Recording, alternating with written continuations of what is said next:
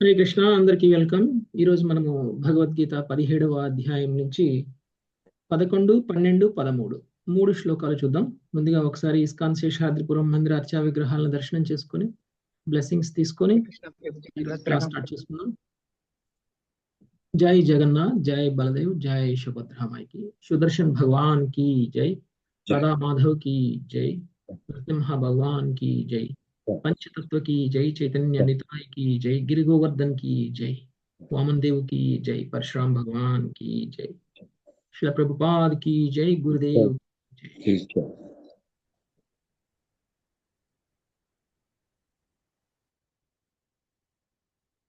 ॐ अज्ञानतिमिरान्धस्य ज्ञानाञ्जनशलाकया चक्षुरुन्मीलितं येन तस्मै श्रीगुरवे नमः। नमो ॐ विष्णुपादाय कृष्णप्रेष्ठाय भूतले श्रीमते भक्तिवेदान्ता स्वामिन्निति नामिने। नमस्ते सारस्वते देवे गौरवाणी प्रचारिणे निर्विशेष शून्यवादी पाश्चात्य देशतारिणे। जय श्री कृष्ण चैतन्य प्रभु नित्यानंद श्री अद्वैत गदाधर श्रीवासादि गौर भक्त वृंद। हरे कृष्णा कृष्ण कृष्णा हरे हरे, हरे राम राम राम हरे हरे। సో 17వ అధ్యాయం మనం చదువుకుంటున్నాము. శ్రద్ధాత్రయ విభాగ యోగము అంటే ఒక్కొక్కరికి ఒక్కొక్క రకమైనటువంటి నమ్మకం అనేటువంటిది ఉంటుంది. వాళ్ళ నమ్మకానికి అనుగుణంగా వాళ్ళు చేసేటువంటి పనులు ఉంటాయి. అయితే ముఖ్యంగా మనం ఇంతకుముందు అధ్యాయంలో చూసినట్లయితే యజ్ఞము, దానము, తపస్సు అనేటువంటివి ప్రతి వ్యక్తి కూడా విధిగా చేయాల్సినటువంటి పని. ఇందులో ఏది కూడా ఇది నాకు సంబంధించింది కాదు, ఇది నేను చేయాల్సిన అవసరం లేదు, ఇది నేను చెయ్యను, శాస్త్రం ప్రకారంగా నాకు ఉద్దేశించబడలేదు అని అనడానికి లేదు. యజ్ఞము, దానము, తపస్సు అనేటువంటివి విధిగా అందరూ చేయాల్సినటువంటిదే.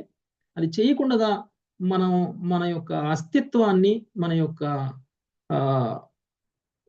సటల్ బాడీ అంటే మన యొక్క సూక్ష్మ శరీరాన్ని శుద్ధి చేసుకోవడం అనేటువంటిది సాధ్యం కాదు. కాబట్టి ఈ యజ్ఞము, దానము, తపస్సు అనేటువంటివి అందరూ చేయాలి అని అంటే మరి ఒక్కొక్కరికి ఒక్కొక్క రకమైనటువంటి నమ్మకాలు ఉన్నాయి. ఏ రకమైనటువంటి వ్యక్తులు ఎలాంటి యజ్ఞాలు చేస్తారు, ఎలాంటి దానాలు చేస్తారు, ఎలాంటి తపస్సులు చేస్తారు అనేటువంటిది ఈ అధ్యాయంలో ముందుగా చెప్పబడినటువంటిది. అయితే ముందుగా మనకి శ్రీకృష్ణ భగవానుడు 3 రకాల ఆహార పదార్థాల గురించి తెలియచేసేసారు. ఎందుకంటే 3 గుణాలలో ఉన్నటువంటి వ్యక్తులు ఏ ఏ రకాల ఆహార పదార్థాలని తీసుకుంటారు. మన యొక్క గుణము, మన యొక్క యాక్చువల్గా మనకి కృష్ణుడు ముందే చెప్పేశారు. మనకి 3వ అధ్యాయంలోనే వచ్చేస్తుంది, కర్మయోగం చెప్పినప్పుడే వచ్చేస్తుంది. యజ్ఞం సైకిల్ అనేటువంటిది చెప్పేశారు. ఎందుకంటే అక్కడ ముఖ్యంగా మనకి కృష్ణుడు ఏం చెప్తున్నారు అని అంటే, మనం తినేటువంటి ఆహార పదార్థం ఏదైతే ఉంటుందో ఆ ఆహార పదార్థమే నిర్ణయిస్తుంది మనం చేసేటువంటి మన మీద ఉన్నటువంటి గుణం యొక్క ప్రభావం. అంటే ఎవరు ఎలాంటి ఆహారం తింటారో వాళ్ళు అలా ప్రదర్శిస్తారు. ఏం తింటారో అలా, అంటే మన చేతనము అనేటువంటిది మనం తినేటువంటి ఆహార పదార్థం మీద ఆధారపడి ఉంటుంది. అందుకనే ముందుగా కృష్ణుడు 3 రకాల ఆహార పదార్థాల గురించి తెలియజేశారు. సాత్విక ఆహారము, రాజసిక ఆహారము, తామసిక ఆహారము. ఇలా 3 రకాల ఆహార పదార్థాల గురించి కూడా వివరించేశారు. సో ఇక ఆ తరువాత ఇప్పుడు యజ్ఞము గురించి వివరిస్తున్నారు. దాని తర్వాత దానము, తపస్సు గురించి కూడా వివరిస్తారు. ఇప్పుడు యజ్ఞాలు కూడా 3 రకాలుగా ఉంటాయి. సాత్వికంగా చేసేటువంటి యజ్ఞము, రాజసిక యజ్ఞము, తామసిక యజ్ఞము. ఈ 3 రకాల యజ్ఞాల గురించి ఈరోజు 11, 12, 13 శ్లోకాల్లో కృష్ణుడు ఏం చెప్పారో మనము చూద్దాం. ముందుగా 11వ శ్లోకం.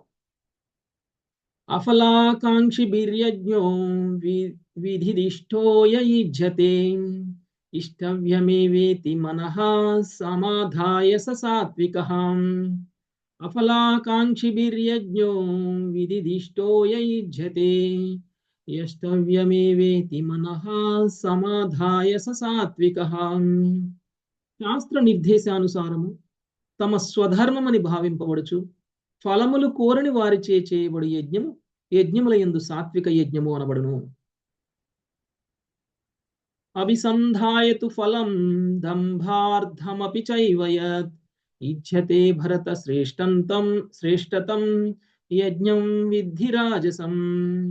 అభిసంధాయతు ఫలం దంభార్థమపి చైవ యత్ ఇచ్ఛతే భరత శ్రేష్టతం యజ్ఞం విద్ధి రాజసం. ఓ భరత శ్రేష్ఠ, ఏదేని ఒక భౌతిక ప్రయోజనము కొరకు లేదా ఆడంబరము కొరకు నిర్వహింపబడు యజ్ఞము రజోగుణ ప్రధానమైనది ఎరుగుము. విధిహీనమసృష్టాన్నం మంత్రహీనం అదక్షిణం శ్రద్ధావిరహితం యజ్ఞం తామసం పరిచక్షతే. విధిహీనమసృష్టాన్నం మంత్రహీనం అదక్షిణం శ్రద్ధావిరహితం యజ్ఞం తామసం పరిచక్షతే.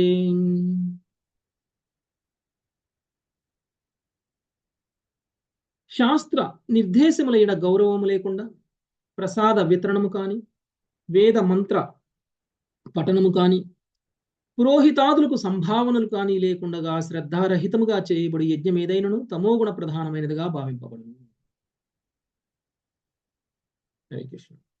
సో ఈరోజు మనము 3 యజ్ఞాల గురించి డీటెయిల్డ్గా తెలుసుకునేటువంటి ప్రయత్నము చేద్దాం. మొదటగా సత్వగుణ యజ్ఞము గురించి మాట్లాడారు. సాత్విక యజ్ఞము ఎలా చేయబడుతుంది, దేనిని మనం సాత్విక యజ్ఞము అంటారు అనేటువంటిది ముందు 11వ శ్లోకంలో ఇవ్వబడింది. శాస్త్ర నిర్దేశానుసారం చేయాలి. ఇంకొకటి కర్తవ్యంగా భావించి చేయాలి. మూడవది ఎలాంటి ఫలాపేక్ష లేకుండా చేసేటువంటి యజ్ఞం. ఈ 3 కండిషన్స్ ఇచ్చేశారు. ఇది సాత్విక యజ్ఞము అనాలి అని అంటే మనం అందరము ఏదో ఒక రోజు ఏదో ఒక సందర్భంలో మనతోటి ఎన్నో యజ్ఞాలు చేయించబడ్డాయి. ఓకే, మనం అందరం కూడా ఏదో ఒక యజ్ఞం చేసే ఉంటాం. అయితే మనం ఈ యజ్ఞం చేసినప్పుడు యజ్ఞము అని అంటే యాక్చువల్గా ఏదైనా సరే విష్ణు భగవానుడి సంతృప్తి కోసం చేసేటువంటిది యజ్ఞం. అలా కాకుండా మనం మన సంతృప్తి కోసం, మన ఆనందం కోసం, మన సుఖం కోసం ఒకవేళ ఏదైనా యజ్ఞం చేస్తే అది నిజమైనటువంటి యజ్ఞం కాదు. ఓకే, అయితే ఆ యజ్ఞము అనేటువంటిది ఆధ్యాత్మికమైనటువంటి ప్రగతిని, ఆధ్యాత్మికమైనటువంటి లాభాన్ని ఏమాత్రము మనకి ఇవ్వదు. అయితే ఇక్కడ సాత్విక యజ్ఞం చెయ్యాలి. సాత్విక యజ్ఞం అంటే శాస్త్ర నియమానుసారం చేయాల్సినటువంటి యజ్ఞం. అంటే యజ్ఞం ఎలా చేయాలి అనేటువంటిది ఒక శాస్త్రంలో ఒక విధి నియమాలు అనేటువంటివి ఇవ్వబడ్డాయి. ఆ విధి నియమాలను అనుసరిస్తూ గనక మనం ఒకవేళ గనక యజ్ఞం చేసినట్లయితే ఆ యజ్ఞము సాత్విక యజ్ఞము అవుతుంది. అంతేకాదు, చేసేటువంటి వ్యక్తి కూడా ఈ యజ్ఞం చేయడము అనేటువంటిది నా బాధ్యత, నా కర్తవ్యము అనేటువంటి భావనలో చేయాలి. అంతేకాని ఏదో అందరూ చేయమంటున్నారు కాబట్టి నేను చేసేసాను, అందరూ చేస్తున్నారు కాబట్టి నేను చేస్తున్నాను, లేక నా బాధ్యత అనుకోకుండా మనం చేసేటువంటి యజ్ఞం ఏదైతే ఉంటుందో అది నువ్వు విధి నియమాల ప్రకారం చేసినప్పటికీ అది సాత్విక యజ్ఞం అవ్వదు. ఇంకొకటి, కోరికలతో చేసేటువంటి యజ్ఞం కూడా విధి నియమానుసారం గనక చేస్తూ బాధ్యతగా గనక చేసినట్లయితే కొన్ని సందర్భాల్లో అది కూడా సాత్విక యజ్ఞం అవుతుంది. అది ఎలా అనేటువంటిది మనం ఈరోజు ఉదాహరణతో చూద్దాం. అయితే ఇప్పుడు ఇంకొక కండిషన్, కోరికలు లేకుండా కూడా చేయాలి. అంటే చేసేటప్పుడు చేసేటువంటి వ్యక్తికి ఎలాంటి కోరిక ఉండకూడదు, స్వలాభం ఉండకూడదు. ఓకే, సో ఇలా చేయబడేటువంటి యజ్ఞము సాత్విక యజ్ఞము అనబడుతుంది. ఉదాహరణకి మనము పృథమహారాజు చేసినటువంటి యజ్ఞాన్ని మనం పరీక్షించవచ్చు. పృథమహారాజు అశ్వమేధ యజ్ఞాలు చేశారు. 99 అశ్వమేధ యజ్ఞాలు చేశారు. మామూలుగా చూస్తే ఒక అశ్వమేధ యజ్ఞం చేయడం అంటేనే చాలా ఖర్చుతో కూడుకున్నటువంటి పని. రాజ్యంలో ఉన్నటువంటి సంపదంతా కరిగిపోతుంది. ఎందుకంటే ఆ యజ్ఞంలో దానాలు ఇవ్వబడతాయి, బ్రాహ్మణులకి దానాలు ఇవ్వబడతాయి, అంతేకాదు పేదలకి అందరికీ కూడా దానాలు ఇవ్వబడతాయి. సో యజ్ఞంలో ఉపయోగింపబడేటువంటి సంభారాలు కూడా చాలా ఖర్చులు అవుతాయి. సో ఇన్ని రకాల ఖర్చులతోటి చెయ్యాలి అని అంటే ఒక పెద్ద రాజులు కూడా చేయలేనటువంటి అంత ఖర్చుతో కూడుకున్నటువంటి యజ్ఞం. ఒక సందర్భంలో ధర్మరాజు కూడా కర్తవ్యంగా ఒక యజ్ఞం చేయాలి అని అనుకున్నప్పుడు అప్పటికే ఆయనకి కురుక్షేత్ర యుద్ధం జరిగిపోయింది. కురుక్షేత్ర యుద్ధం జరిగిపోయిన తర్వాత ఇంకా వాళ్ళ దగ్గర సంపద లేదు. మొత్తం ఆ యుద్ధంలోనే హరించిపోయింది. ఏ మాత్రం వాళ్ళ దగ్గర సంపద లేదు. ఇక అప్పుడు కృష్ణుడితో చెప్పారు ధర్మరాజు, నేను యజ్ఞం చేయాలి అని అనుకుంటున్నాను, కానీ యజ్ఞం చేయడానికి నా దగ్గర డబ్బు లేదు. డబ్బు లేకుండా యజ్ఞం చేయడం అనేటువంటిది సాధ్యం కాదు. అంటే ఒక యజ్ఞం చేయడానికి ఎంత డబ్బు ఖర్చు అవుతుంది అనేటువంటి విషయం మనం ఇక్కడ అర్థం చేసుకోవాలి. అప్పుడు కృష్ణుడే వాళ్ళకి కావాల్సిన యజ్ఞం చేయడానికి కావాల్సినటువంటి డబ్బుని అరేంజ్ చేశారు. అంటే చూడండి, ఒక సాత్విక యజ్ఞం చేయాలంటే స్వయంగా భగవంతుడు కూడా సహకారం మనందరికీ ఉంటుంది. చెయ్యాలి అనుకునేటువంటిది మన కర్తవ్యంగా చేయాలి. ధర్మరాజు కూడా అలానే కర్తవ్యంగా ఒక యజ్ఞం చేయాలి అని అనుకుంటే స్వయంగా కృష్ణుడే సహకరించి వాళ్ళకి యజ్ఞం అయ్యేలాగా చేసేశారు. అయితే పృథ మహారాజు చేసినటువంటి యజ్ఞము 99 అశ్వమేధ యజ్ఞాలు చేశారు. అంటే ఒకవేళ 100 యజ్ఞాలు గనక చేసినట్లయితే ఆ వ్యక్తి ఇంద్ర పదవిని పొందడానికి అర్హుడవుతాడు. ఇంద్ర పదవిని పొందడానికి అర్హుడవుతాడు. అంటే ఇప్పుడు 99 యజ్ఞాలు అయిపోయిన తరువాత పృథ మహారాజు ఇంకొక యజ్ఞం చేయాలి అని అనుకున్నారు, 100వ యజ్ఞం. ఈ యజ్ఞము సక్సెస్ కనుక అయిందంటే ఇక ఇంద్రుడు పదవిలోకి పృథ మహారాజు వెళ్ళిపోతారు. అంత అర్హత వస్తుంది ఈ పృథ మహారాజుకి. సో ఇది తెలుసుకున్నటువంటి ఇంద్రుడికి ఒక అభద్రతా భావం అనేటువంటిది ఏర్పడింది. ఇంద్రుడు ఎలా అయినా సరే ఈ యజ్ఞాన్ని ఆపాలి అని అనుకున్నారు. ఎందుకంటే ఎవరైనా సరే భౌతిక కాంక్షలతోటి యజ్ఞం చేస్తే అలాంటి యజ్ఞాన్ని దేవీ దేవతలు కూడా హర్షించరు. కాబట్టి పృథ మహారాజు చేస్తున్నటువంటి యజ్ఞం 100వ యజ్ఞం ఏదైతే ఉందో అది సాత్విక యజ్ఞమా లేకపోతే రాజసిక యజ్ఞమా అనేటువంటిది మనకు తెలియదు. కాబట్టి ఇంద్రుడికి కూడా అదే అనుమానం వచ్చింది. ఒకవేళ ఇది సాత్విక యజ్ఞం అయితే పృథ మహారాజు యొక్క ప్రవర్తన ఎలా ఉంటుంది? ఒకవేళ ఇది సాత్విక యజ్ఞం కాదు రాజసిక యజ్ఞం అయినట్లయితే పృథ మహారాజు యొక్క ప్రవర్తన ఎలా ఉంటుందో దాన్ని బట్టి మనము పృథ మహారాజు చేసినటువంటి యజ్ఞం సాత్వికమా రాజసికమా తామసికమా అనేటువంటిది మనం అర్థం చేసుకోవచ్చు. అందుకని ఇంద్రుడు ఏం చేశారు? ఇంద్రుడు వెళ్ళిపోయి అక్కడ యజ్ఞంలో జరగకుండా అన్నిటినీ దొంగిలించడం అనేటువంటిది జరిగింది. అంటే ముందుగా అక్కడ యజ్ఞ సంభారాలన్నీ అక్కడి నుంచి తీసేశారు. యజ్ఞం ఎలా చేస్తారు? యజ్ఞాల్లో ఉపయోగించాల్సినటువంటి హవిషులు అవన్నీ అక్కడి నుంచి తీసేశారు అనుకోండి, ఇక యజ్ఞం చేయడానికి అవ్వదు. అందుకనే అప్పుడు పృథ మహారాజు మళ్ళీ అవి ఇంద్రుడే దొంగిలించాడు అనేటువంటి విషయం తెలుసుకొని పృథ మహారాజు తన పుత్రుడిని పంపించి ఇంద్రుడి దగ్గర నుంచి మళ్ళీ అవన్నీ తెప్పించి మళ్ళీ అవన్నిటితోటి యజ్ఞం చేయడం అనేటువంటి జరుగుతుంది. మళ్ళీ తర్వాత అక్కడ కట్టివేయబడి ఉన్నటువంటి గుర్రం, ఆ గుర్రాన్ని యాక్చువల్గా యజ్ఞం పూర్తి అయిన తర్వాత, అశ్వమేధ యజ్ఞం పూర్తి అయిన తర్వాత ఆ గుర్రాన్ని బలి ఇవ్వాలి. అప్పుడు అశ్వమేధ యజ్ఞం అనేటువంటిది సక్సెస్ అవుతుంది. అయితే ఈ యజ్ఞంలో ఉపయోగింపబడేటువంటి ఆ గుర్రాన్ని ఇంద్రుడు దొంగిలించి తీసుకుని వెళ్ళిపోతారు. సో ఇంద్రుడు దొంగిలించి తీసుకుని వెళ్ళిపోతే ఇది ఇంద్రుడు చేసిన పని అని తెలుసుకున్నటువంటి పృథ మహారాజు పుత్రుడు ఇంద్రుడిని వెంబడించి మరీ ఆ గుర్రాన్ని తీసుకుని రావడం అనేటువంటిది జరుగుతుంది. సో అలా అనేక సార్లు ఆ గుర్రాన్ని మళ్ళీ దొంగతనం చేయడం అనేటువంటిది జరిగింది. సో ఈ విధంగా పృథ మహారాజుని యజ్ఞం చేయకుండా ఆపటానికి అవసరమైనటువంటి అన్ని రకాల ప్రయత్నాలని కూడా ఇంద్రుడు చేశారు. అయితే ఇక చివరికి ఒక బ్రాహ్మణుడి వేషంలో వచ్చి ఇంద్రుడు చేయకూడని పనులన్నీ చేసేశారు. ఇక అప్పుడు పృథ మహారాజుకి బ్రహ్మదేవుడి సలహా, మీరు యజ్ఞం చేయడం ఏదైతే ఉందో అది ఇంద్రుడికి నచ్చటం లేదు. మీరు 100వ యజ్ఞం కనుక కంప్లీట్ చేశారు అని అంటే మీరు ఇంద్ర పదవికి అర్హులు అవుతారు. కాబట్టి ఇంద్రుడికి అది అభద్రతా భావాన్ని కలిగిస్తుంది. మీరు చేసేటువంటి యజ్ఞం వల్ల ఇంద్రుడు తన సింహాసనాన్ని కోల్పోకూడదు, అలా యజ్ఞం చేయాలి.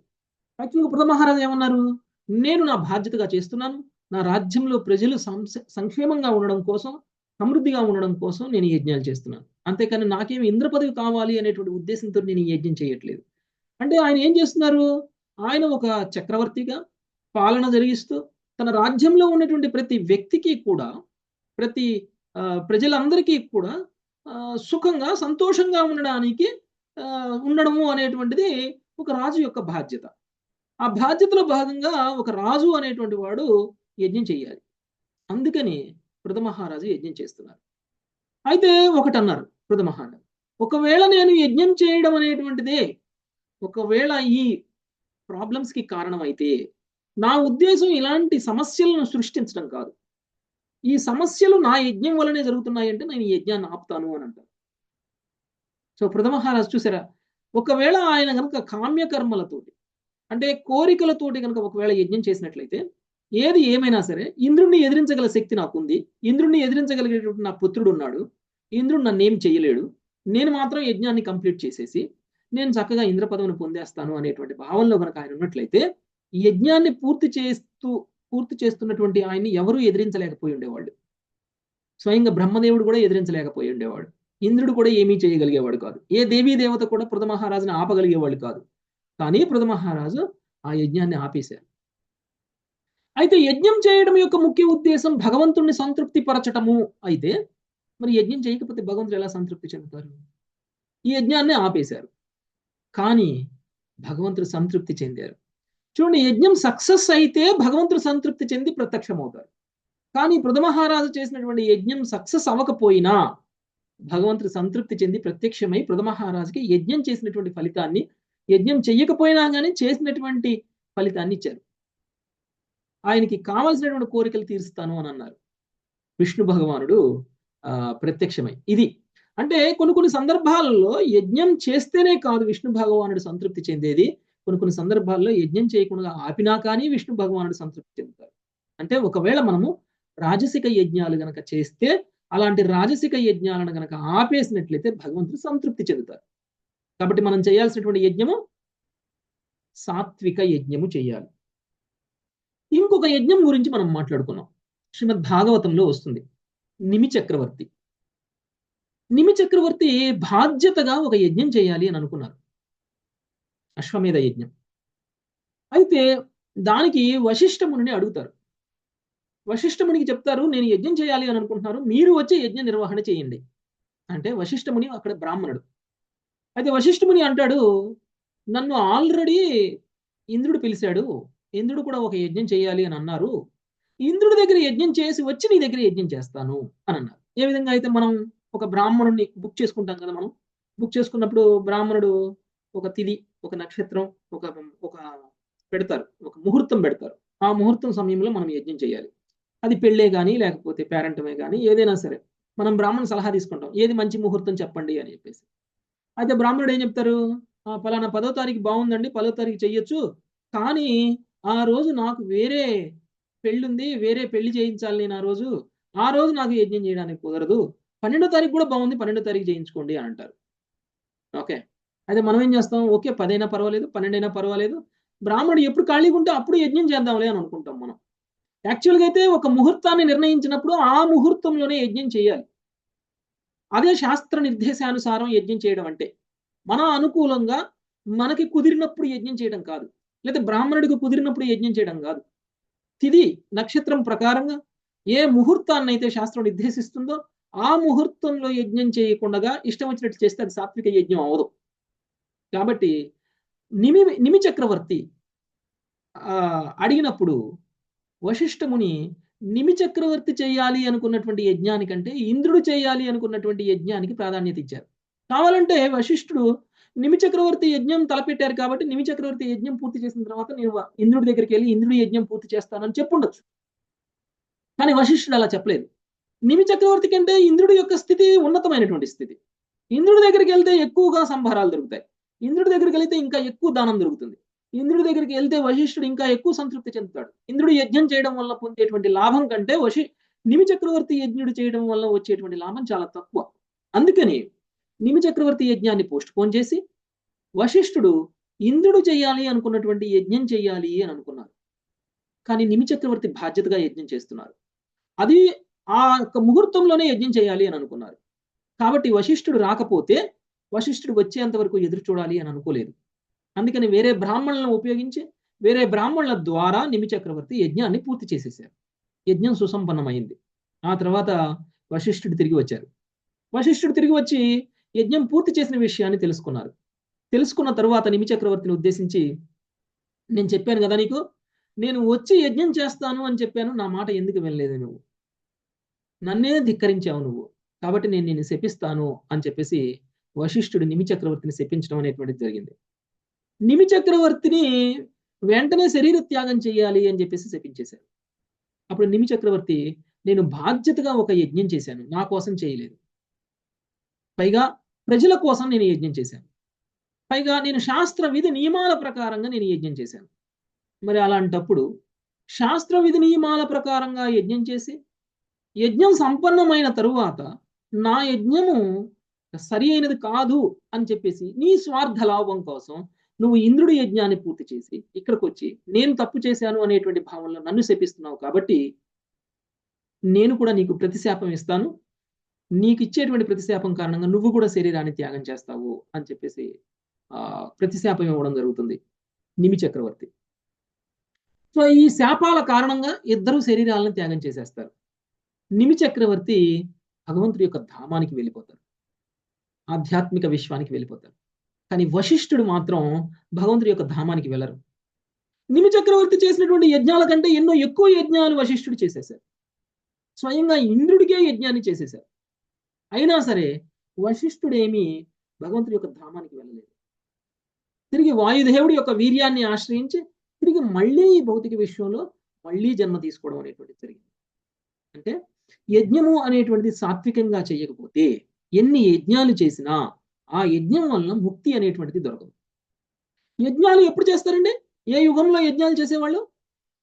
త్రేతాయుగం సమయంలో యజ్ఞాలు చేసేవాళ్ళు, సత్యయుగం సమయంలో తపస్సులు చేసేవాళ్ళు, ద్వాపర యుగం సమయంలో అర్చా విగ్రహ ఆరాధన చేసేవాళ్ళు. ఓకే, కలియుగం సమయంలో మనం చేసేటువంటి యజ్ఞం ఏమిటి? సంకీర్తన. సో మనం ఒకవేళ నిజంగా ఒక సాత్వికమైనటువంటి యజ్ఞం చేయాలి అని అనుకుంటే మనం చేయాల్సినటువంటి సంకీర్తన యజ్ఞం ఏదైతే ఉందో అదే సాత్విక యజ్ఞం.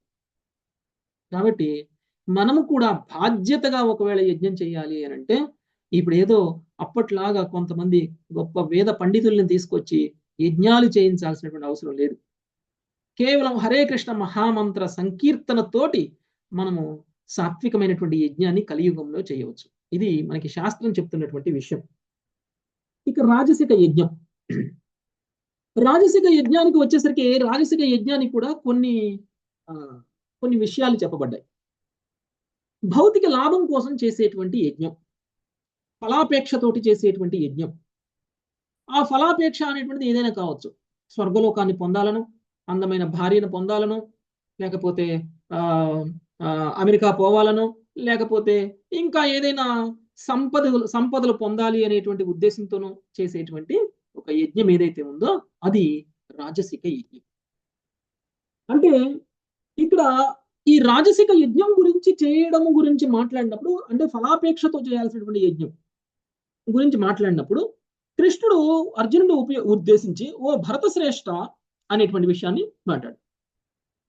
ఏదని ఒక భౌతిక లాభము కొరకు లేదా ఆడంబరము కొరకు నిర్వహింపబడి యజ్ఞము రజోగుణ ప్రధానమైనదని ఎరుగుము అనేటువంటి విషయం.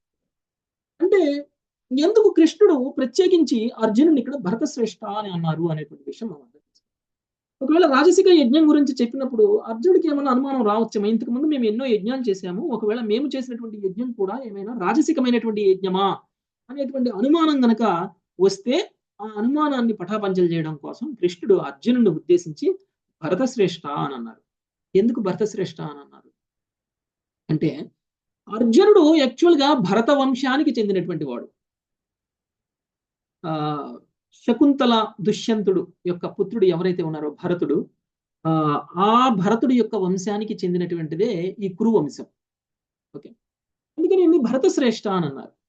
భరతుడు యొక్క గొప్పతనం గురించి మనం కనుక తెలుసుకోవాలి అని అంటే భరతుడు యమునా నది ఒడ్డు మీద గంగా నది ఒడ్డు మీద, గంగా నది ఎక్కడైతే ఆరంభమైందో అక్కడి నుంచి మొదలుకొని ఎక్కడైతే అంతమైందో అక్కడ వరకు గంగా నది ఒడ్డు మీద 78 యజ్ఞాలు చేశారు అనేక ప్రదేశాలలో. ఇవన్నీ కూడా సాత్విక యజ్ఞాలు. ఓకే, అంటే భరతుడు ఎంత గొప్పవాడు అంటే ప్రజల కోసం తను పాలిస్తున్నటువంటి రాజ్యంలో ఉన్నటువంటి ప్రజలందరూ కూడా సుఖంగా సంతోషంగా ఉండాలి అనేటువంటి ఉద్దేశంతో 78 యజ్ఞాలు వివిధ ప్రదేశాలలో గంగానదీ తీరంలో అనేక చోట్ల చేయడం అనేటువంటి జరిగింది. అలాంటి ఒక వంశానికి చెందినటువంటి అర్జునుడు రాజసిక యజ్ఞం చేస్తారు అని అనలేదు. అందుకని రాజసిక యజ్ఞం గురించి నేను నీకు చెప్తున్నా, ఇది నీకు వర్తించదు, నువ్వేమి రాజసిక యజ్ఞాలు చేయలేదు అనేటువంటి విషయాన్ని అర్జునుడిని ఉద్దేశించి భరతశ్రేష్ఠ అనేటువంటి పదంతో మాట్లాడటం అనేటువంటి జరిగింది. అంటే భరత వంశంలో పుట్టావు కాబట్టి భరతుడిలానే ఉంటావు అని చెప్పడం. ఇక రాజసిక యజ్ఞం గురించి వస్తే మనము శుక్రాచార్యుడు బలిచక్రవర్తితో చేయించినటువంటి యజ్ఞం ఏదైతే ఉందో అది రాజసిక యజ్ఞం. అనేక సార్లు అనేక యజ్ఞాలు చేయించారు. శుక్రాచార్యుడు బలిచక్రవర్తిని ఇంద్ర పదవి పొందాలి అని కోరుకున్నారు. ఇంద్రుడి యొక్క లోకం అంటే స్వర్గలోకాన్ని కూడా జయించాలి అనేటువంటి ఉద్దేశంతో శుక్రాచార్యుడు బలిచక్రవర్తితో యజ్ఞం చేయించారు.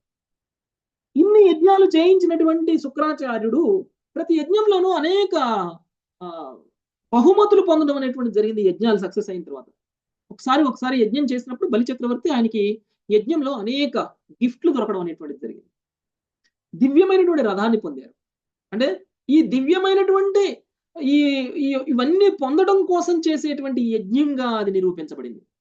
దివ్యమైనటువంటి రథాన్ని పొందారు, పసుపు రంగులో ఉన్నటువంటి ఒక గుర్రాన్ని పొందారు, ధ్వజాన్ని పొందారు, ధనస్సును పొందారు, తర్వాత అక్షయ భాండాన్ని పొందారు, తర్వాత దివ్యమైనటువంటి కవచాన్ని పొందారు యజ్ఞాలలో. సో ఇలా యజ్ఞం చేయడం వల్ల పొందినటువంటి వీటన్నిటినీ ఉపయోగించి ఇంద్రుడి మీద కనుక దండెత్తితే ఇంద్రుడు బలిచక్రవర్తిని ఏమీ చేయలేదు. ఇంద్రుడు స్వర్గాన్ని వదిలి వెళ్ళిపోవాల్సిందే. అప్పుడు బలిచక్రవర్తి ముల్లోకాలకి రాజు అయిపోతాడు. ఈ ఉద్దేశంతో చేయబడినటువంటి యజ్ఞం ఏదైతే ఉందో బలిచక్రవర్తి తోటి, అది శుక్రాచార్యుడు చేయించినటువంటి యజ్ఞం ఏదైతే ఉందో అది రజోగుణ పూరితమైనటువంటి యజ్ఞం. అయితే బలిచక్రవర్తి కూడా రజోగుణయుతంగానే యజ్ఞం చేసినప్పటికీ ఎప్పుడైతే వామనుడి రూపంలో స్వయంగా భగవంతుడే వచ్చి దానం అడిగారో ఆ దానం ఇవ్వడానికి నిరాకరించలేదు. అందుకనే బలిచక్రవర్తి శుక్రాచార్యుడి కంటే కూడా గొప్పవాడయ్యాడు. బలిచక్రవర్తి ఆత్మ సమర్పణ చేయడం అనేటువంటిది జరిగింది ఆ యజ్ఞంలో. అందుకనే భగవంతుడు ప్రసన్నం అయ్యారు బలిచక్రవర్తిని ఉద్దేశించి. ఏదైనా సరే ఇంతకాలంగా ఆయన చేసినటువంటి ఈ రజోగుణయుతమైనటువంటి యజ్ఞాల కారణంగా ఆయనకి ఇమీడియట్ గా సత్వగుణయుతమైనటువంటి యజ్ఞం చేస్తే కలిగేటువంటి ఫలితం దక్కలేదు. అందుకని ఆయన చాలా కాలం ఎదురు చూడాల్సి వచ్చింది భగవంతుడి యొక్క కృప కోసం, కరుణ కోసం. సో సుతల లోకానికి వెళ్ళిపోవాల్సి వచ్చింది. అయినా సరే భగవంతుడికి సర్వస్వం అర్పించుకున్నారు కాబట్టి ఇంద్రలోకానికి మించినటువంటి లోకాన్ని సుతల లోకంలో ఏర్పాటు చేసి ఆ సుతల లోకానికి రాజుగా స్వయంగా బలిచక్రవర్తిని ఉంచి ఆ బలిచక్రవర్తికి స్వయంగా భగవంతుడే ఒక గాడ్గా సుతల లోకంలో ఉండడం అనేటువంటిది జరిగింది. అది అంటే ఒకవేళ కోరికల కోసం కనుక యజ్ఞం చేస్తే కోరికలు తీరతాయి, కానీ భగవంతుడి ప్రసన్నం అవరు. ఇంకొకటి దంభము అంటే దంభార్థమపి చైవయత్. దంభార్థమపి చైవయత్ అంటే చూపించుకోవటం కోసం చేసేటువంటి యజ్ఞం, షో ఆఫ్. కొన్నిసార్లు కొంతమంది నా దగ్గర చాలా ఉన్నాయి కాబట్టి నేను చేస్తాను. కొంతమంది ప్రభుత్వంలో ఉన్నటువంటి పెద్ద పెద్ద రాజకీయ నాయకులు కూడా యజ్ఞాలు చేస్తూ ఉంటారు. ఎందుకు చేస్తారో తెలియదు. ఆ యజ్ఞం ఈ యజ్ఞం పేరుతో చేస్తారు, అందరినీ పిలుస్తారు. ఇదంతా ఏంటి? ఇదంతా కూడా షో ఆఫ్ కోసం చేసేటువంటి యజ్ఞం, చూపించుకోవడం కోసం చేసేటువంటి యజ్ఞం, దిఖావా. అంటే ఈ విధంగా ఒకవేళ యజ్ఞాన్ని కనుక చేసినట్లయితే అది కూడా రాజసిక యజ్ఞం అవుతుంది. నీకంటే నేను గొప్పవాణ్ణి, నీకంటే నేను గొప్పగా యజ్ఞం చేయగలిగాను, నేను యజ్ఞం చేస్తే సమస్త విశ్వంలో ఉన్నటువంటి ప్రముఖులందరూ కూడా నా యజ్ఞానికి వచ్చారు, నన్ను ఆశీర్వదించారు, నేను ఎంత గొప్పవాణ్ణో తెలుసా అని లోకం మొత్తానికి చూపించాలి అనేటువంటి ప్రయత్నం చేస్తూ చేసేటువంటి యజ్ఞాలు ఏవైతే ఉంటాయో ఇవన్నీ కూడా రాజసిక యజ్ఞాలు.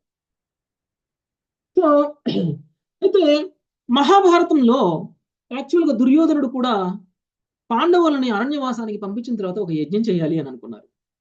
ఈ యజ్ఞం యొక్క ముఖ్య ఉద్దేశం ఏమిటి అని అంటే, నేను ఇక్కడ ఒక చక్రవర్తిలా ఉన్నాను, ఇప్పుడు పాండవులు ఈ రాజ్యానికి చక్రవర్తులు కాదు, నేను ఈ రాజ్యానికి చక్రవర్తి. అందుకనే పాండవులను కూడా ఆహ్వానిస్తారు, అరణ్యవాసంలో ఉన్నటువంటి పాండవులను కూడా ఆహ్వానిస్తారు. యాక్చువల్గా వాళ్ళు పాండవులను ఆహ్వానించాల్సిన అవసరం లేదు, వాళ్ళే ఓడించి వాళ్ళు అరణ్యవాసానికి పంపించారు. దుర్యోధనుడు అందరికీ చెప్పి మరి పాండవులను కూడా ఆహ్వానించండి, నేను చేసే యజ్ఞం వాళ్ళు చూడాలి, నేను ఏ స్థితిలో ఉన్నాను వాళ్ళు ఏ స్థితిలో ఉన్నారు అనేటువంటి విషయం వాళ్ళు అర్థం చేసుకోవాలి, నేను వాళ్ళకంటే గొప్పవాణ్ణి అనేటువంటి విషయం పాండవులకు అర్థం కావాలి అని దుర్యోధనుడు పాండవులను కూడా పిలిచి మరీ యజ్ఞం చేయించాలి అనేటువంటి ప్రయత్నం చేశారు. ఆ యజ్ఞాన్ని కృష్ణుడు ప్రసన్నం అవ్వలేదు. భగవంతుడు ప్రసన్నం కాకుండా చేసినటువంటి యజ్ఞం దుర్యోధనుడు చేసినా కానీ అది సాత్విక యజ్ఞం అవ్వలేదు. ఎందుకు అంటే ఆయన షో ఆఫ్ కోసం చేసినటువంటి యజ్ఞం, లోకానికి చూపించడం కోసం చేసినటువంటి యజ్ఞం కాబట్టి. కానీ ఆ తర్వాత ధర్మరాజు యజ్ఞం చేశారు. ధర్మరాజు చేసినటువంటి యజ్ఞంలో స్వయంగా శ్రీకృష్ణ భగవానుడే సేవ చేశారు. అక్కడికి వచ్చినటువంటి ప్రతి అతిథికి కూడా కాళ్ళు కడిగి లోపలికి తీసుకొచ్చారు శ్రీకృష్ణ భగవానుడు. అంటే భగవంతుడు ధర్మరాజు తలపెట్టినటువంటి యజ్ఞం సక్సెస్ అవ్వక ముందే ఆ యజ్ఞం చేయబడుతున్నటువంటి ఉద్దేశాన్ని బట్టే ఆయన సంతృప్తి చెందడం అనేటువంటిది జరిగింది. అంటే యజ్ఞం చేయడానికి ఒక ఉద్దేశం అనేటువంటిది ఇంపార్టెంట్. ఆ ఉద్దేశం కనుక స్వలాభం కాకపోతే భగవంతుడు నువ్వు యజ్ఞం చేయకముందే ప్రసన్నం అవుతాడు. అందుకనే రాజసూయ యజ్ఞం చేస్తున్నటువంటి సమయంలో శ్రీకృష్ణ భగవానుడు స్వయంగా అక్కడికి వచ్చినటువంటి అతిథులందరికీ పాదాలు కడుక్కోవడానికి నీళ్ళు ఇచ్చి మరి అందరినీ ఆహ్వానించి లోపలికి తీసుకురావడం అనేటువంటిది జరిగింది. అది సాత్వికమైనటువంటి యజ్ఞము అంటే. ఇక మనం ఇంకొక యజ్ఞం చూడొచ్చు, దక్ష యజ్ఞం. దక్ష యజ్ఞం కూడా రాజసిక యజ్ఞమే. దక్ష యజ్ఞము చేసినప్పుడు దక్షుడు కూడా అందరికీ చూపించడం కోసం చేశారు, నా గొప్పతనం చూడండి అని చెప్పడం కోసం చేశారు యజ్ఞం. ఇంకొకటి శివుణ్ణి అవమానించడం కోసం యజ్ఞం చేశారు. ఎప్పుడైనా సరే మనం ఒక యజ్ఞం చేసినప్పుడు ఆ యజ్ఞంలో వైష్ణవులకి అవమానం జరగకూడదు.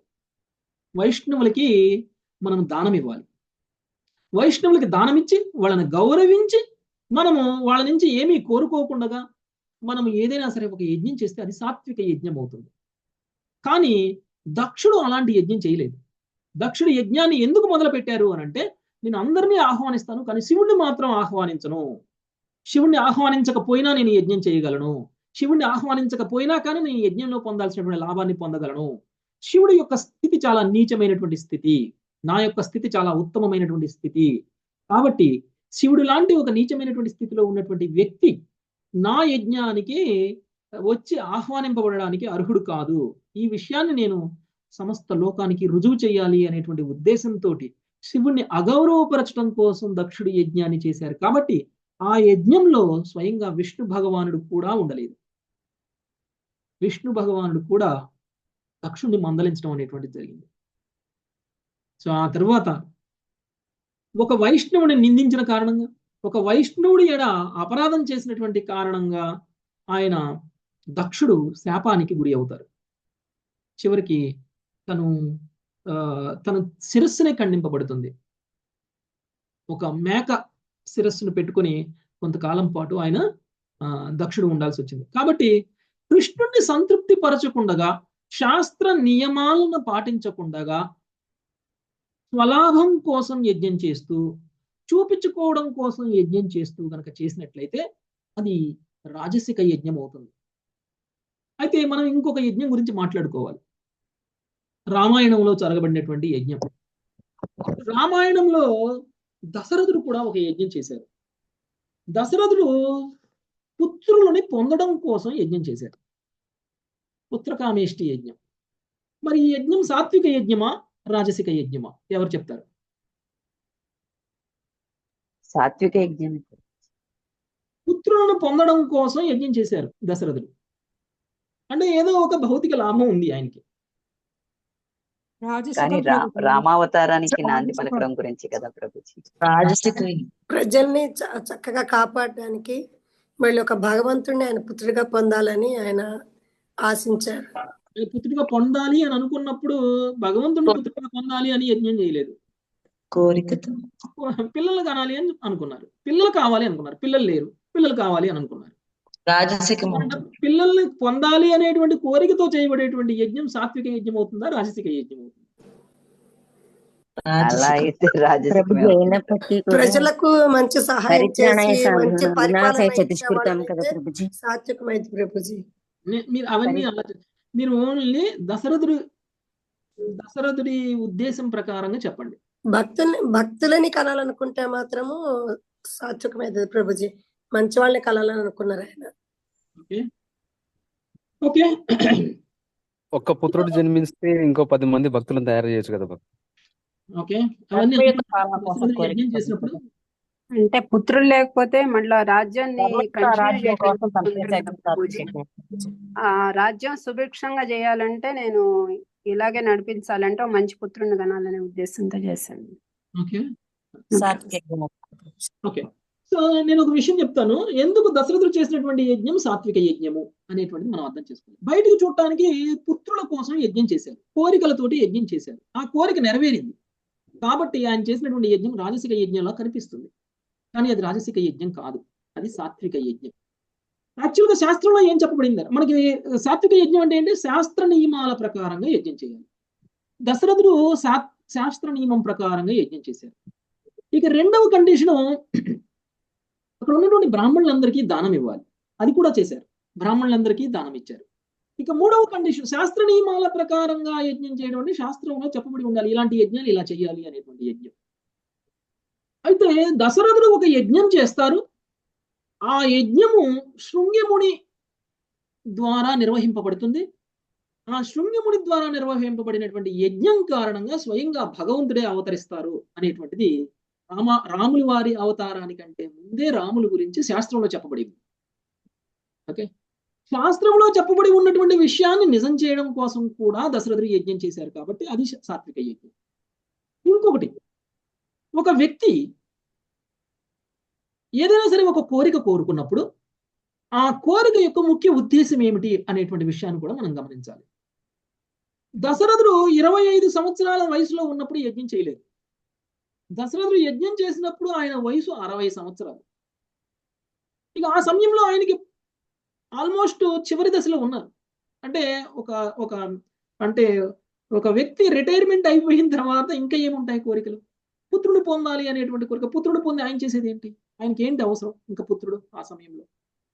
ఒకవేళ పుత్రుడు పొంది పుత్ర వాత్సల్య ప్రేమను పొందాలి అనేటువంటిది కోరిక అయితే 25 సంవత్సరాల వయసులోనో 30 సంవత్సరాల వయసులోనో యజ్ఞం చేసేసి మిగిలినటువంటి 40-50 సంవత్సరాల పాటు పుత్ర వాత్సల్యాన్ని అనుభవించడం కోసం యజ్ఞం చేశాడు అనుకోవచ్చు. ఇంకొకటి, యజ్ఞం చేసిన తర్వాత పుత్రుడిని పొందారు, కానీ ఆ పుత్రుడిని తన దగ్గర ఉంచుకోలేదు. విశ్వామిత్రుడు అయితే విశ్వామిత్రుడి దగ్గరికి పంపించేశారు. ఓకే, అంటే దశరథుడు యజ్ఞం చేసింది ఎందుకు అంటే ఆయన ఒక సూర్య వంశానికి ఒక రాజు, సూర్యవంశ ప్రతిష్టని నిలబెట్టాలి.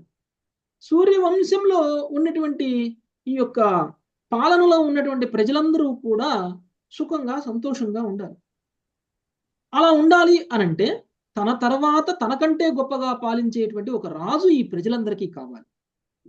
ఒకవేళ గనక నా స్వార్థం కోసం నా జీవితం అయిపోయింది, ఇంకా నాకెవరు పుత్రులు అవసరం లేదు, నేను ఇంక ఈ లోకాన్ని వదిలేసి వెళ్ళిపోయినా పర్వాలేదు, నేను బతికినంత కాలం చక్కగా బతికేశాను, నేను బ్రతికినంత కాలం చక్కగా నేను ప్రజల్ని పాలించేశాను, నా బాధ్యత అయిపోయింది, ఇంకా నాకు ఇంకేమీ బాధ్యత లేదు అని అనుకుంటే ప్రజలను తన తరువాత తరం వాళ్ళు కూడా బాధ్యతాయుతంగా పాలించేటువంటి ఒక రాజును నియమించడం కూడా ప్రస్తుత రాజు యొక్క బాధ్యత. అంటే దశరథుడు తన నెక్స్ట్ తరం రాజు ఎవరు అనేటువంటిది నిర్ణయించకుండా తను వెళ్తే తన బాధ్యతను తను నిర్వర్తించినట్లు కాదు. అందుకని ఇక తన టెన్యూర్ అయిపోయిన తర్వాత ఇంకా 60-65 సంవత్సరాలు వచ్చిన తర్వాత నేను ఇక రాజుగా కొనసాగాల్సినటువంటి అవసరం లేదు, నా తరువాత తరం రాజు కావాలి అని చెప్పేసి ఆయన పుత్రుడి కోసం యజ్ఞం చేయడం అనేటువంటిది జరిగింది. అంటే తను యజ్ఞం చేసింది తన పుత్రుడు పొందాలి అని అనుకుంది, తన పుత్ర వాత్సల్యంతో చెయ్యలేదు. తన తరువాత రాజు కావాలి అనేటువంటి ఉద్దేశంతో చేశారు. ప్రజల సంక్షేమం కోసం, ప్రజల సుభిక్షంగా ఉండడం కోసం ఆయన యజ్ఞం చేశారు. కాబట్టి దశరథుడు చేసినటువంటి యజ్ఞము సాత్విక యజ్ఞం. ఓకే, సో ఈ విధంగా మనము శాస్త్రంలో ఉన్నటువంటి నియమ నిబంధనలని అనుసరిస్తూ మనం యజ్ఞం చేయాలి. ఇక తామసిక యజ్ఞము. తామసిక యజ్ఞము అనేటువంటి విషయానికి వస్తే కొన్ని ఇండికేషన్, సిమ్టమ్స్ మనకి చెప్పారు ఏ యజ్ఞం తామసిక యజ్ఞం అవుతుంది అని. శాస్త్ర విధి నియమ పాలన అనేటువంటిది జరగదు తామసిక యజ్ఞంలో. శాస్త్రంలో చెప్పబడినట్లు యజ్ఞాలు జరగవు. శాస్త్రంలో పలానా యజ్ఞం చేయొచ్చు అని కూడా చెప్పబడి ఉండదు, కానీ ఆ యజ్ఞాలు అలా చేస్తారు. తర్వాత ఏ యజ్ఞం చేసినా కానీ భగవంతుడికి ప్రసాదాన్ని అర్పించాలి. భగవంతుడికి ప్రసాదాన్నే అర్పించకుండా చేయబడేటువంటి యజ్ఞాలు ఏవైతే ఉంటాయో అలాంటి యజ్ఞాలు తామసిక యజ్ఞాలు. ఇక మంత్రోచ్చారణ జరగకుండా జరిగేటువంటి యజ్ఞాలు. మామూలుగా మనం ఏ యజ్ఞం చేసినా కానీ వేద మంత్రాల యొక్క ఉచ్చారణ అనేటువంటిది జరగాలి. వేద మంత్ర ఉచ్చారణ అనేటువంటిది జరగకుండానే ఒక యజ్ఞాన్ని పూర్తి చేసేస్తే అలాంటి యజ్ఞం తామసిక యజ్ఞం అవుతుంది. తర్వాత బ్రాహ్మణులకి వైష్ణవులకి దక్షిణలు ఇవ్వాలి, దానాలు చెయ్యాలి. ఒకవేళ ఇలాంటి దాన ధర్మాలు చేయకుండా ఒకవేళ ఏదైనా యజ్ఞం జరిగితే అది రాజసిక యజ్ఞము కాదు, తామసిక యజ్ఞం, అది సాత్విక యజ్ఞము కాదు, అది తామసిక యజ్ఞంగా పరిగణింపబడుతుంది. ఇక శ్రద్ధ లేకుండా చేసేటువంటి యజ్ఞం చేస్తారు, ఏదో యజ్ఞం చేయాలి కాబట్టి చేస్తాము అన్నట్టు చేస్తారు, దాని మీద ఎలాంటి శ్రద్ధ ఉండదు. మనం అందరం కూడా యజ్ఞం చేస్తూ నిద్రపోతాం, వ్రతాలు చేస్తూ నిద్రపోతాం, నిద్ర వచ్చేస్తుంది. చేసేటువంటి వ్రతం మీద మన ధ్యాస ఉండదు, చేసేటువంటి యజ్ఞం మీద ధ్యాస ఉండదు. ఆ బ్రాహ్మణ ఎప్పుడు ఏది అర్పించమంటే అది అర్పిస్తాం. మధ్య మధ్యలో మనం మన ఆలోచనలో ఉంటాం, ఎంతో మందితో మాట్లాడుతూ ఉంటాం, ఎన్నో పనులు చేస్తుంటాం. యజ్ఞం మీద కూర్చొని కూడా ఎన్నో పనులు చేస్తాం మనం. చేసేటువంటి పని మీదనే శ్రద్ధని మనం ఉపయోగించాం, శ్రద్ధను పెట్టం మనం. మంత్రాలు ఉచ్చరిస్తుంటే మంత్రాలను కూడా వినం మనం. ఏం వింటాంలే, వింటే మాత్రం మనకు అర్థమవుతుందా అనుకుంటాం కదా. సో ఈ విధంగా మనం చేసేటువంటి యజ్ఞం ఏదైతే ఉంటుందో అలాంటి యజ్ఞంలో మనకి ఎంత మాత్రం శ్రద్ధ లేకుండా చేసినటువంటి యజ్ఞం అవుతుంది. అలా శ్రద్ధ లేకుండా చేయబడేటువంటి యజ్ఞము, బ్రాహ్మణులకి దానాలు ఇవ్వకుండా చేయబడేటువంటి యజ్ఞం, మంత్రోచ్చారణ జరగకుండా చేసేటువంటి యజ్ఞం, ప్రసాద వితరణ లేకుండా చేసేటువంటి యజ్ఞం, శాస్త్ర విధి నియమాల ప్రకారం చేయనటువంటి యజ్ఞం ఏదైతే ఉంటుందో అది తామసిక యజ్ఞం. సో మనం బయట చూస్తూనే ఉన్నాం చాలా మంది. యాక్చువల్గా యజ్ఞము అంటే ఏమని చెప్పారు, యజ్ఞము ఎలా ఉద్భవిస్తుందని చెప్పారు, మనకి యజ్ఞం సైకిల్ గురించి మనకి చెప్పారు. యజ్ఞం సైకిల్ గురించి శ్రీకృష్ణుడు మనకి భగవద్గీత 3వ అధ్యాయంలో చెప్పినప్పుడు ఏమని చెప్పారంటే, విహిత కర్మల నుంచి యజ్ఞము ఉత్పన్నమవుతుంది అని చెప్పారు. అంటే యజ్ఞము అనేటువంటిది ఒక గుండాన్ని ఏర్పాటు చేసి ఆ గుండంలో అగ్నిని రగిల్చి ఆ అగ్నిలో ఆహుతులని అర్పిస్తూ వేద మంత్రాల ఉచ్చారణ జరుగుతూ చేయబడేటువంటిది మాత్రమే యజ్ఞం అవదు. మనము మన యొక్క బాధ్యతగా నిర్వర్తించేటువంటి ప్రతి కర్మ కూడా యజ్ఞంగా మారుతుంది. అందుకని కృష్ణుడు కర్మయోగం గురించి చెప్పినప్పుడు కర్మలు ఎలా చేయాలి అనంటే కర్మలు యజ్ఞంలా చేయాలి అనేటువంటి విషయాన్ని చెప్పారు. అంటే మనం చేసినటువంటి ఏ పని అయినా సరే కృష్ణ భగవానుడు కనుక సంతృప్తిని కనుక కలిగించగలిగింది అంటే ఆ కర్మ యజ్ఞం అయిపోతుంది. అంటే ప్రతిరోజు మనం చేస్తున్నటువంటి రోజువారీ కార్యక్రమాలు ఏవైతే ఉన్నాయో వాటన్నిటినీ కూడా కృష్ణుడి సంతృప్తి కోసం కనుక మనం చేసినట్లయితే మనం యజ్ఞం చేసినట్టే. ఇప్పుడు అర్జునుడు యుద్ధంలో నిలబడి ఉన్నారు. మరి అర్జునుడు శత్రువులను చంపాలి అనేటువంటి ఉద్దేశంతో నిలబడి ఉన్నారు. కానీ అర్జునుడి యొక్క మనోస్థితి ఎలా ఉంది అంటే, నేను యుద్ధంలో నిలబడి నేను ఈ శత్రువులను చంపను, ఇది పాపాన్ని కలిగిస్తుంది నాకు అని అంటున్నారు. కానీ కృష్ణుడు ఏమంటున్నారు, నువ్వు ఈ యుద్ధం చేసి శత్రువులను చంపినా కానీ అది ఒక యజ్ఞం అవుతుంది అని అంటున్నారు. ఎందుకు? కురుక్షేత్ర యుద్ధ రణరంగం ఏదైతే ఉందో అది ఒక యజ్ఞగుండం. ఆయన దగ్గర ఉన్నటువంటి విల్లు, ఆయన దగ్గర ఉన్నటువంటి బాణాలు ఏదైతే ఉన్నాయో అది యజ్ఞగుండంలో అర్పించడానికి ఉపయోగించేటువంటి ఒక స్పూన్ లాంటిది. ఆ బాణాలను ఉపయోగించి శత్రువుల యొక్క శిరస్సును గనక నరికి కురుక్షేత్ర యుద్ధ రణరంగంలో గనక అర్పించినట్లయితే శత్రువుల యొక్క ప్రాణాలని ఆహుతులుగా అగ్నిలో అర్పిస్తున్న దాంతో సమానమవుతుంది. ఇది ఒక యజ్ఞం. ఈ యజ్ఞాన్ని చేసినప్పుడు భగవంతుడు సంతృప్తి చెందుతారు. అంటే ఒక యజ్ఞము అనేటువంటిది మనం ఎలా చేయాలి అంటే, మనం చేసేటువంటి కర్మ భగవంతుని సంతృప్తి పరచడం కోసం కనుక చేసినట్లయితే, అంటే అర్జునుడు కనుక ఈ యుద్ధం చేసి శత్రువులను కనుక చంపితే కృష్ణుడు సంతృప్తి చెందుతారు. ఎందుకంటే ధర్మ సంస్థాపన జరుగుతుంది కాబట్టి. ధర్మ సంస్థాపన చేయడం కోసం అవసరమైతే కొంతమందిని చంపాలి అంటే కూడా చంపాలి. అంతేకాని నేను శాంతియుతంగా నేను నా యుద్ధాన్ని చేస్తాను, శాంతియుతంగా నేను నా రాజ్యాన్ని పొందుతాను అని అంటే అది ధర్మ సంస్థాపన జరగకపోవచ్చు. అలాంటి దాన్ని కృష్ణుడు హర్షించట్లేదు. కృష్ణుడు ఏమంటున్నారు, నువ్వు శత్రువులను చంపేసాయి. ధర్మ సంస్థాపన జరగాలి అని అంటే అధర్మయుతుడైనటువంటి వ్యక్తి రాజ్యాన్ని పాలించకూడదు. ధర్మయుతంగా ఉన్నటువంటి వ్యక్తులు మాత్రమే రాజ్యాన్ని పాలించాలి అని పాండవుల్ని ఎంచుకున్నారు, ధర్మరాజుని ఎంచుకున్నారు. ధర్మరాజు పాలనలో మాత్రమే ధర్మము స్థాపింపబడుతుంది అని అనుకున్నారు. అందుకని కృష్ణుని సంతృప్తి పరచడం కోసం అర్జునుడు యుద్ధం చేశారు. కాబట్టి అర్జునుడు చేసినటువంటి యుద్ధం వలన అర్జునుడికి పాపం రాలేదు, పాపకర్మ ఫలితము రాలేదు, పుణ్యము రాలేదు, పుణ్యకర్మ ఫలితము రాలేదు. కృష్ణుడి సంతృప్తి చెందారు కాబట్టి అర్జునుడు చేసినటువంటి యుద్ధం కూడా ఒక యజ్ఞం అయిపోయింది. అంటే యజ్ఞంలో ఎప్పుడైనా సరే కృష్ణుడు మనకి ఏం చెప్పారు, కర్మ సైకిల్ చెప్పినప్పుడు కర్మలు మనము చెయ్యాలి కరెక్టే. మరి ఈ కర్మలు చేసినప్పుడు మనము కర్మబంధనంలో చిక్కుకోకుండా ఉండాలి అని అంటే మనం చేసేటువంటి కర్మ భగవంతుని సంతృప్తి పరిచేలా ఉండాలి. అప్పుడు కర్మబంధనంలో చిక్కుకొని ఉండదు. సో ఈ విధంగా ఈ యొక్క మనం చేసేటువంటి కర్మల ద్వారా వచ్చినటువంటిది ఏదైనా సరే మనం కనుక కృష్ణుడికి అర్పించినట్లయితే కృష్ణుడు సంతృప్తి చెందుతారు. అప్పుడు మనం కర్మబంధ విముక్తులం అవుతాం. సో ఆ విధంగా మనం యజ్ఞం చేయాలి. సో ఇన్ని రకాల యజ్ఞాల గురించి శ్రీకృష్ణ భగవానుడు చెప్పేశారు. అయితే మనందరికీ ఎలాంటి అనుమానము రానవసరం లేదు మనం ఎలా యజ్ఞం చెయ్యాలి అనేటువంటిది. మనకి కలియుగానికి ఇవ్వబడినటువంటి యజ్ఞం ఏదైతే ఉందో అది హరినామ సంకీర్తన. కాబట్టి మనం హరినామ సంకీర్తన కనుక శ్రద్ధతో చేసినట్లయితే అది సాత్విక యజ్ఞం కంటే ఉన్నతమైనటువంటి యజ్ఞం అవుతుంది, శుద్ధ సత్వగుణంలో ఉన్నటువంటి యజ్ఞం అవుతుంది. అది స్వయంగా భగవంతుడిని ప్రత్యక్షంగా ప్రసన్నం చేసినటువంటి వాళ్ళం అవుతాం. కాబట్టి మనము ఎవరైనా సరే బ్రాహ్మణులు, పురోహితులు ఆ యజ్ఞం చేయండి, ఈ యజ్ఞం చేయండి అని చెప్తే మనం ఎలాంటి యజ్ఞాలు చేయాల్సిన అవసరం లేదు, అంత ఖర్చులు పెట్టాల్సిన అవసరం లేదు. ఎందుకంటే కలియుగంలో యజ్ఞాలు చేయడానికి శాస్త్రయుక్తంగా యజ్ఞం చేయగలిగినటువంటి బ్రాహ్మణులే లేరు, శాస్త్ర విధి నియమాల ప్రకారం చేసేటువంటి బ్రాహ్మణులు లేరు, మంత్రోచ్చారణ ఒక్క తప్పు కూడా లేకుండా చేసేటువంటి బ్రాహ్మణుడే లేడు. మరి అలాంటప్పుడు మనం చేసేటువంటి ఏ యజ్ఞమైనా సరే ఖర్చు తప్ప సక్సెస్ అనేటువంటిది ఉండదు. అలాంటి యజ్ఞం చేసినా ఒకటే, చెయ్యకపోయినా ఒకటే, డబ్బులు వృధా అవుతాయి.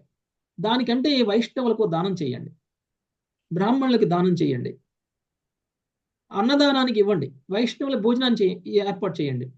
దానివల్ల మీకు ఎక్కువ లాభం కలుగుతుంది. అందరినీ ఇంట్లో పిలిచి సంకీర్తన యజ్ఞం చేయండి. అందరినీ హౌస్ ప్రోగ్రామ్స్ ఏర్పాటు చేయొచ్చు. హౌస్ ప్రోగ్రామ్స్ ఏర్పాటు చేసి మీ చుట్టుపక్కల వాళ్ళందరినీ పిలిచి ఒక పండగలాగా, పేరంటం లాగా చేయొచ్చు. కృష్ణుని ఇన్స్టాల్ చేసి ఆయనకి పూల మాలలతోటి అలంకరించి అందరికీ కృష్ణుని యొక్క దర్శనం చేయించి అందరినీ కూర్చోపెట్టి కీర్తన చేయొచ్చు 1 గంట పాటు. ఇది కూడా ఒక గొప్ప యజ్ఞం అవుతుంది, అందరినీ భక్తులుగా మార్చినట్లు అవుతుంది. కాబట్టి మనము ఏ యజ్ఞం చేస్తున్నాము అనేటువంటి దాని మీద మనకి ఎలాంటి అనుమానం అవసరం లేదు. మనం ఇలాంటి యజ్ఞాలు ఏమీ చేయనవసరం లేదు, మన కోసం ఉద్దేశింపబడినటువంటివి కావు. కలియుగంలో మనం చేయాల్సినటువంటి ఒకే ఒక యజ్ఞం హరే కృష్ణ కృష్ణ కృష్ణ హరే హరే, హరే రామ రామ రామ హరే హరే. ఇది చేస్తే చాలు వర్షాలు పడిపోతాయి. ఇది చేస్తే చాలు అందరూ కూడా సుభిక్షంగా ఉంటారు. Thank you very much. ఈరోజు సెషన్ ఇంతతో ముగిద్దాం. మళ్ళీ నెక్స్ట్ శ్లోకాలలో మరి 3 రకాల దానాలు, తపస్సులు ఎలా ఉంటాయి అనేటువంటి విషయాన్ని మనకి కృష్ణుడు 17వ అధ్యాయంలో మిగిలిన శ్లోకాల్లో వివరిస్తారు. సో వాటిని రేపటి నుంచి మనం చూద్దాం. Thank you very much. వాంఛాకల్పతరుభ్యశ్చ కృపా సింధుభ్య ఏవ చ పతితానాం పావనేభ్యో వైష్ణవేభ్యో నమః. హరే కృష్ణ. ఎవరికైనా ఏమైనా ప్రశ్నలు ఉంటే తీసుకుందాం. మాతాజీ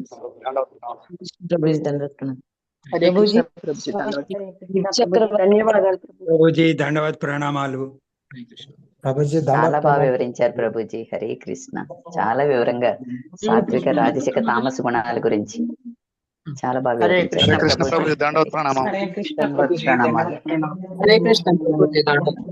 హరే కృష్ణ ప్రభుజీ. నేను కృష్ణుడి దంతాలు కనిపించేది ఒక ఫోటో ఉంటుంది, అదే విగ్రహం ఉందన్నాను ప్రభుజీ. అదే కృష్ణుడు చిరునవ్వు నవ్వుతున్నప్పుడు హరే కృష్ణ ప్రభుజీ ఒక్కొక్కరు దంతాలు అంటే పళ్ళు అవి కనిపిస్తాయి. ఆ విగ్రహం ఇక్కడ ఉంది ప్రభుజీ, గుర్తులేదన్నాను.